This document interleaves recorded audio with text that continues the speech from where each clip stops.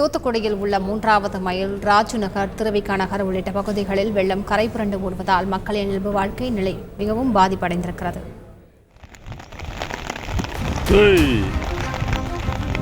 காத்து தூக்க பார்க்கணும்ல.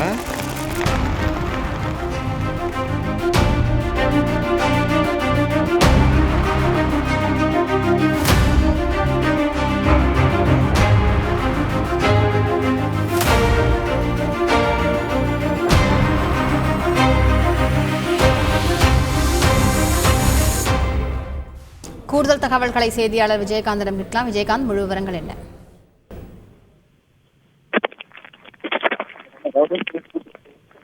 காரணமாக நகரின் பல்வேறு பகுதிகளிலிருந்து மழைநீர் தேங்கி மக்களின் இயல்பு நிலையானது மிகவும் பாதிப்புக்குள்ளாக்கி உள்ளது. இந்த தாழ்வான பகுதிகளில் சொல்லக்கூடிய அந்த ராஜீவ் நகர் மற்றும் அந்த நூடமால்புரம், 3வது மைல் போன்ற பகுதிகளில் அதிகப்படியான தண்ணீரானது தேங்கி காணப்படுகிறது.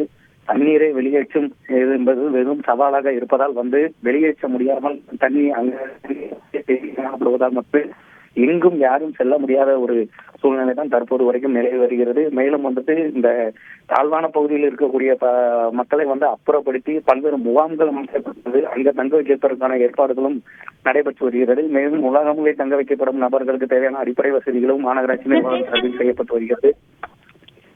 அது மட்டுமின்றி மாநகராட்சி பகுதிகளில் பெய்து